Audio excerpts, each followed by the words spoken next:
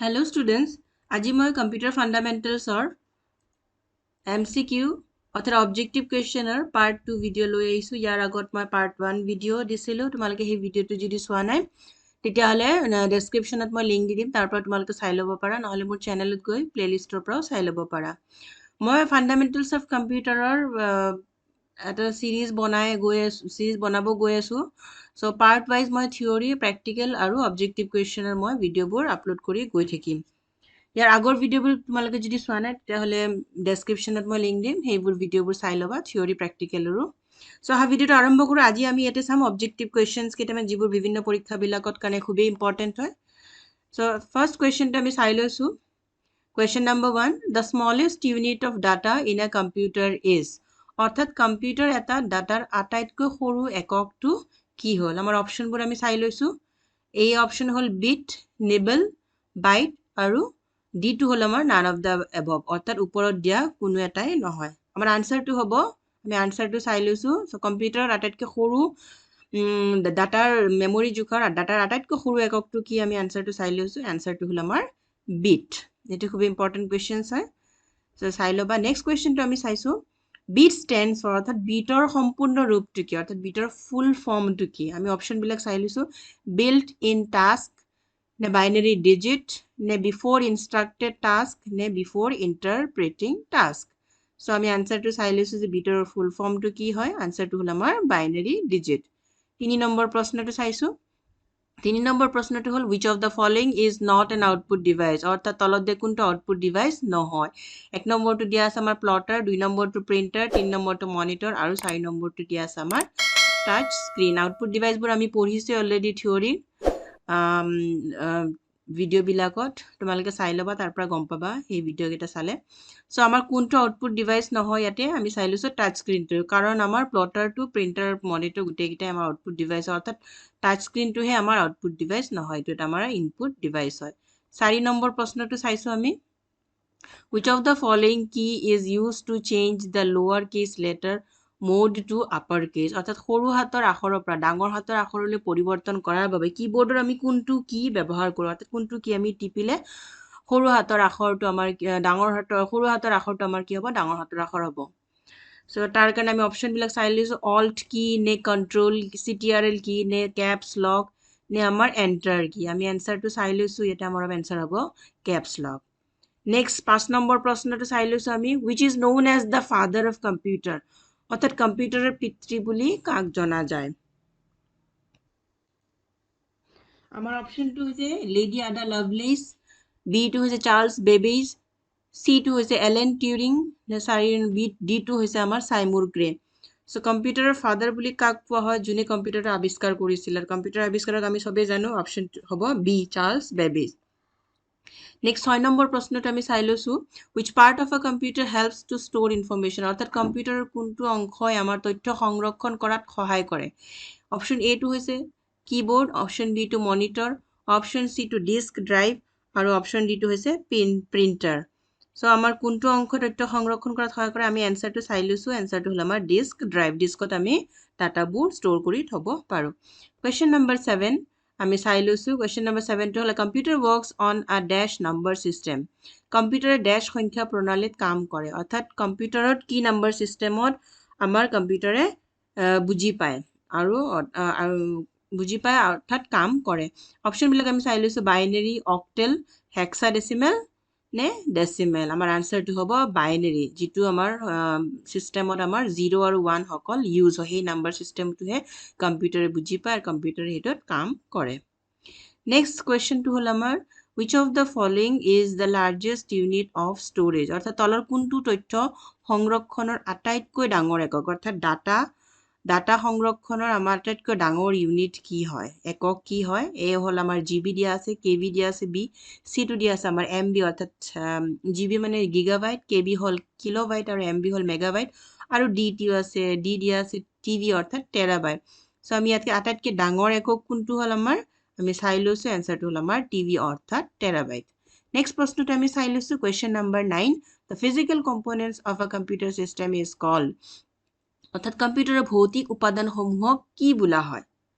অৰ্থাৎ যিবোৰ কম্পনেণ্টছক আমি টাচ কৰিব পাৰোঁ ফিল কৰিব পাৰোঁ সেই উপাদানবোৰক আমি কি বুলি ক'ম আমাৰ অপশ্যনবিলাক আমি চাই লৈছোঁ নাম্বাৰ এ হ'ল আমাৰ software B hardware C ALU D আৰু কণ্ট্ৰল ইউনিট চ' আমি এনচাৰটো চাই লৈছোঁ ইয়াতে আমাৰ হ'ব হাৰ্ডৱেৰ হ'ল আমাৰ the physical components of a computer system next প্ৰশ্নটো চাই লৈছোঁ question number 10 storage device found inside আ কম্পিউটাৰ ইজ অৰ্থাৎ কম্পিউটাৰত থকা তথ্য সংৰক্ষণ কৰা ডিভাইচ কোনটো অৰ্থাৎ কম্পিউটাৰৰ ভিতৰত কোনটো ডিভাইচত আমি ডাটাবিলাক ষ্ট'ৰ কৰি থ'ব পাৰোঁ অপশ্যনবিলাক চাই লৈছোঁ এ হ'ল CD ROM বি হ'ল জিপ ডিস্ক চি হ'ল ছুপাৰ ডিস্ক আৰু ডি হ'ল আমাৰ হাৰ্ড ডিস্ক আমি এনচাৰটো চাই লৈছোঁ সকলোৱে আমি জানো এইটো আমাৰ হ'ল হাৰ্ড ডিস্ক যিটো আমাৰ কম্পিউটাৰৰ ভিতৰত থাকে য'ত আমাৰ তথ্যবিলাক পাৰ্মানেণ্টলি ষ্ট'ৰ হৈ থাকে নেক্সট কুৱেশ্যন নম্বৰ 11 হ'ল আমাৰ which of the following memory is non-volatile তলত দিয়া কোনটো মেমৰি আমাৰ স্থায়ী মেমৰি বুলি কোৱা হয় অপশ্যনবিলাক চাই লৈছোঁ আমাৰ এছ ৰেম নে ডি ৰেম নে ৰোম নে নান অফ দ্য এবাভ আমাৰ এনচাৰটো আমি চাই লৈছোঁ যেটি কোনটো মেমৰি আমাৰ স্থায়ী মেমৰি হয় ইয়াতে আমাৰ এনচাৰটো হ'ব ৰোম নেক্সট কুৱেশ্যন নম্বৰ 12 an error in a program in a computer is known as অৰ্থাৎ কম্পিউটাৰৰ প্ৰগ্ৰামত যদি আমাৰ কিবা মিষ্টেক হয় ত্ৰুটি ওলায় তেতিয়াহ'লে সেই ত্ৰুটিক আমি কি বুলি কওঁ অপশ্যনবিলাক চাই লৈছোঁ আমি mistake B bug C debug নে D none of the above ইয়াৰ এনচাৰটো হ'ব আমাৰ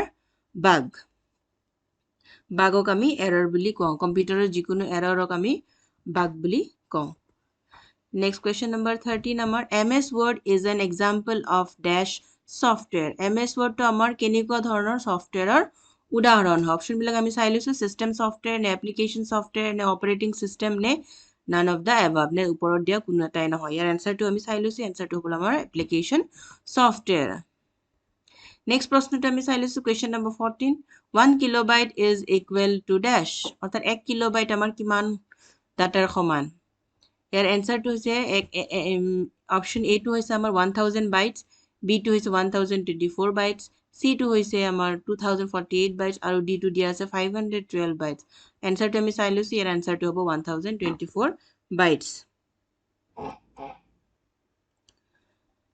নেক্সট আমি 15 নম্বৰ প্ৰশ্নটো চাই লৈছোঁ computer virus is a dash computer virus হ'ল এটা কি আমি অপশ্যনবিলাক চাই লৈছোঁ এ হ'ল হাৰ্ডৱেৰ বি ছফ্টৱেৰ চি ফ্ৰীৱেৰ আৰু ডিটো হ'ল নান অফ দ্য এবাভ চ' আমাৰ এনচাৰটো হ'ব computer virus is a software কাৰণ এইটো হ'ল আমাৰ মানুহে বনোৱা এটা ছফ্টৱেৰ ফৰ হাৰ্মফুল পাৰ্পাজৰ কাৰণে ব্যৱহাৰ কৰা হয় কুৱেশ্যন নম্বৰ 16 আমি চাই লৈছোঁ GUI ষ্টেণ্ডছ অৰ্থাৎ GUIৰ ফুল ফৰ্মটো কি ইয়াৰ সম্পূৰ্ণ ৰূপটো কি আমি অপশ্যনবিলাক চাই লৈছোঁ এ হ'ল গ্ৰাফ ইউজ ইণ্টাৰফেচ বি হ'ল আমাৰ গ্ৰাফিকেল ইউজাৰ ইণ্টাৰফেচ চি দিয়া আছে গ্ৰাফিক্স ইউজেবল ইণ্টাৰফেচ আৰু ডি দিয়া আছে গ্ৰাফিক্স ইউনিক ইণ্টাৰফেচ GUI হ'ল আমাৰ জিঅ'ৰ সম্পূৰ্ণ ৰূপটো হ'ল আমাৰ গ্ৰাফিকেল ইউজাৰ ইণ্টাৰফেচ অৰ্থাৎ GUI এনেকুৱা এটা এনভাইৰনমেণ্ট য'ত আমি পিকচাৰ